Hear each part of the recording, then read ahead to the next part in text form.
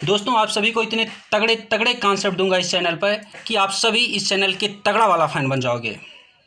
आज का टॉपिक है वॉइस। एक्टिव पैसिव वॉइस का तो ऐसा तगड़ा कॉन्सेप्ट दूंगा कि आपका दिल बाग बाग हो उठेगा। चलिए वॉइस स्टार्ट करता हूँ। वॉइस दो प्रकार की होती हैं, एक एक्टिव वॉइस, एक passive voice. Active voice passive voice में क्या डिफरेंस होता है ये देखता हूँ।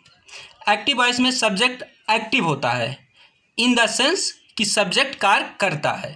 पैसिव वॉइस में सब्जेक्ट पैसिव होता है इन द सेंस कि सब्जेक्ट पर कार्य किया जाता है। एक्टिव वॉइस में सब्जेक्ट के बाद ने का सेंस आता है और पैसिव वॉइस में सब्जेक्ट के बाद को का सेंस आता है। आप बिल्कुल परेशान ना हो, जितना बता रहा हूँ धैर्य बना के केवल सुने, आपको 100% समझ में आएगा। ये तो एक्टिव पैसिव वॉइस का डिफरेंस है। अब देखते हैं एक्टिव पैसिव वॉइस को हिंदी सेंटेंसेस में कैसे पहचान करें। जैसा कि मैंने अभी डिफरेंस में बताया कि एक्टिव वॉइस में सब्जेक्ट के बाद ने का सेंस लगाने पर सब्जेक्ट के सेंस सेंटेंस के सेंस में कोई भी बदलाव नहीं आता है, और पैसिव वॉइस के सेंटेंसेस में सब्जेक्ट के बाद को लगाने पर सेंटेंस के सेंस में किसी भी तरह का कोई बदलाव नहीं होता है। सब्जेक्ट के बाद ने का प्रयोग होने पर अगर सेंटेंस के सेंस में कोई बदलाव नहीं हुआ तो सेंटेंस एक्टिव वॉइस में है। अगर सब्जेक्ट के बाद को आने पर सब्जेक्ट के सेंस में कोई बदलाव नहीं आया तो सब्जेक्ट पैसिव वॉइस में है। इसे हम और डिटेल में समझते हैं एग्जांपल से। चलिए देखते हैं। मोहन ने सोहन को पीटा, तो इसमें मोहन के बाद, मोहन जो कि सेंटेंस का सब्जेक्ट है, उसके बाद ने आया है, तो ये सेंटेंस एक्टिव वॉइस में है। जैसे नीचे देखते हैं कि सोहन को पीटा गया मोहन के द्वारा, तो सोहन के बाद को आता है, तो सब्जेक्ट के बाद को आने पर जैसा कि मैंने आपको ऊपर बताया है कि सेंटेंस जो है पैसिव वॉइस में होता है, तो ये सेंटेंस पैसिव वॉइस में है। इसको और डिटेल से ने और को के कॉन्सेप्ट को समझते हैं हम। देखो, बेसिकली सब्जेक्ट जो है नाउन या फिर प्रोनाउन होता है। इसको अच्छे से समझने के लिए नाउन और प्रोनाउन के कॉन्सेप्ट को मुझे समझना होगा। तो अगर नाउन है तो किसी नेमिंग ऑफ थिंग्स, किसी चीज़ की नेम, किसी चीज़ का नाम होगा। अगर नाम है तो उसके बाद आप ने या को लगा के देख लीजिए। अगर प्रोनाउन है तो मैंने से स्टार्ट होगा तो एक्टिव वॉइस होगा, अगर तुमको से स्टार्ट होगा तो पैसिव वॉइस होगा। अगर सेंटेंस जो है तुमने से स्टार्ट हुआ तो एक्टिव वॉइस, अगर सेंटेंस तुमको से स्टार्ट हुआ तो पैसिव वॉइस, अगर सेंटेंस उसने से स्टार्ट हुआ तो एक्टिव वॉइस, अगर सेंटेंस उसको से स्टार्ट हुआ तो पैसिव वॉइस। ये मैंने, तुमको, तुमने, उसने, उसको, ये सेंटेंस के सब्जेक्ट हैं। सब्जेक्ट बेसिकली नाउन या प्रोनाउन ही होते हैं। मैं बेसिकली कह रहा हूँ, वैसे ज़्यादातर केसेस में नाउन प्रोनाउन होते हैं, और आपको सब्जेक्ट के रूप में जीरन और इन्फिनिटिव भी देखने को मिलते हैं, लेकिन ज़्यादातर केसेस में नाउन या प्रोनाउन ही मिलते हैं।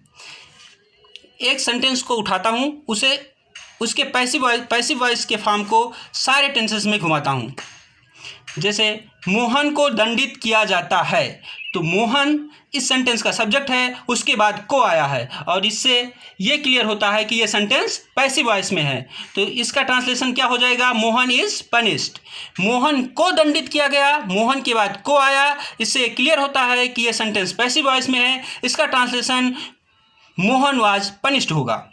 मोहन को दंडित किया जाएगा, मोहन के बाद को आता है, इससे क्लियर होता है कि यह सेंटेंस पैसिव वॉइस में है। इसका translation Mohan will be punished होगा। मोहन को दंडित किया जा रहा है, इसमें भी मोहन के बाद को आता है, सब्जेक्ट के बाद को आ रहा है, तो इससे क्लियर होता है कि सेंटेंस पैसिव वॉइस में है। तो इसका ट्रांसलेशन क्या होगा? मोहन इज बीइंग पनिश्ड हो जाएगा। मोहन को दंडित किया जा रहा था, इसमें भी सब्जेक्ट के बाद को आ रहा है, मोहन के बाद को आ रहा है, तो इसका translation Mohan was being punished हो जाएगा। मोहन को दंडित किया जा रहा होगा, इसमें भी मोहन के बाद को आ रहा है, तो सेंटेंस पैसिव वॉइस में है। इसका ट्रांसलेशन हो जाएगा Mohan will be being punished. जैसा कि हम जानते हैं कि फ्यूचर कंटिन्यूअस का पैसिव वॉइस नहीं बनता है, अभी हम जानेंगे क्यों नहीं बनता है। जैसा कि हम देखते हैं वर्ब में विल बी बीइंग का यूज हुआ है।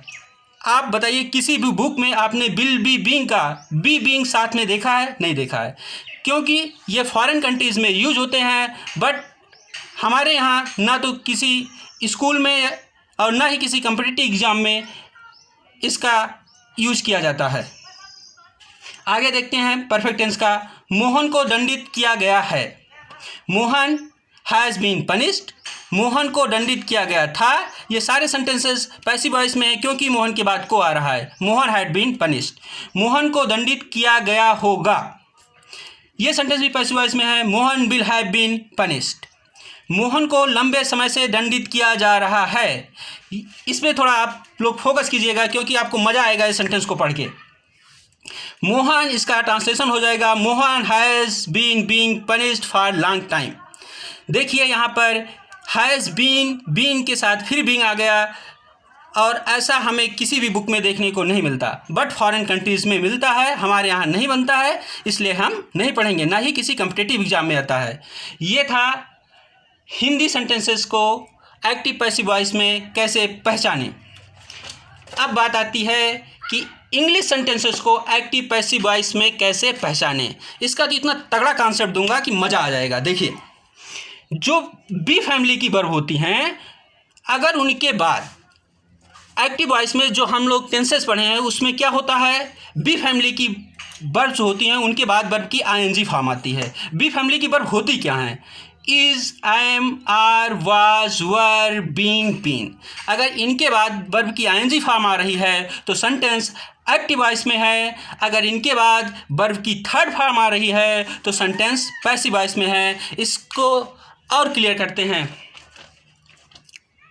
इसको और क्लियर करने के लिए हम पुराने ही एग्जाम्पल्स को पुनः लेते हैं।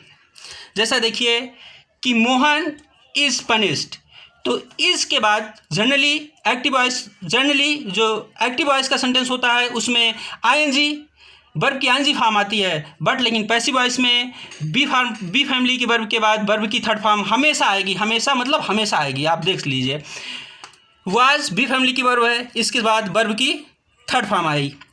और मोहन को दंडित किया जाएगा, इसमें भी बी के बाद, बी जो है बी फैमिली की वर्ब है, इसके बाद भी वर्ब की थर्ड फॉर्म आया है। और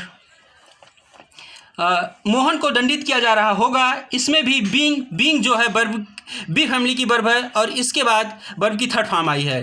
और इसमें भी बीइंग के बाद वर्ब की थर्ड फॉर्म आया है। मोहन को दंडित किया जा रहा होगा, वैसे भी इसका पैसिव वॉइस मान्य नहीं है, लेकिन देख लीजिए इसमें भी बीइंग के बाद वर्ब की थर्ड फॉर्म ही आया है। मोहन को दंडित किया गया है, इसमें भी देखिए बीइंग जो है बी फैमिली की वर्ब है और उसके बाद वर्ब की थर्ड फॉर्म आया है। अगला सेंटेंस देखिए, इसमें भी बी फैमिली की वर्ब है, उसके बाद भी वर्ब का थर्ड फॉर्म ही यूज हुआ है।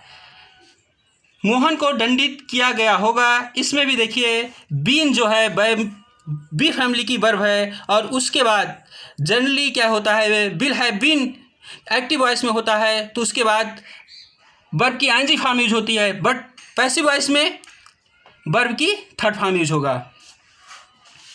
जनरली आप कोई भी सेंटेंस देखिए उसमें जहाँ हैज़ बीन होता है, हैड बीन होता है, वर्ब की आईएनजी फॉर्म आती है, बट लेकिन पैसिव वॉइस में जितनी भी बी फैमिली की वर्ब्स हैं उनके साथ केवल आपको याद रखना है कि बी फैमिली के वर्ब के बाद वर्ब की थर्ड फॉर्म आएगी। आपका पैसिव वॉइस पहचानने में कोई भी दिक्कत नहीं आएगी। दोस्तों, अभी तक मैंने क्या कवर किया है उसको कंक्लूड करते हैं।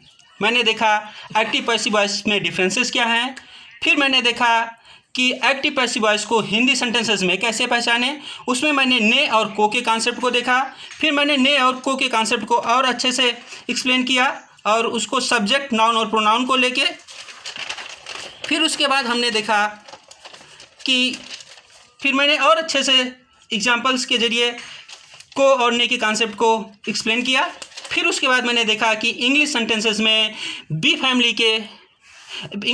में एक्टिव पैसिव वॉइस को कैसे पहचानें। उसके लिए बस बी फैमिली की वर्ब के बाद वर्ब की थर्ड फॉर्म आती है तो सेंटेंस पैसिव वॉइस में है। अगर बी फैमिली की वर्ब के बाद आईएनजी फॉर्म आएगी तो सेंटेंस एक्टिव वॉइस में होगा। और एक्टिव पैसिव, अगला मेरा टॉपिक होगा एक्टिव पैसिव वॉइस में कन्वर्जन। एक्टिव पैसिव वॉइस में कन्वर्जन देखने के लिए नेक्स्ट वीडियो देखें।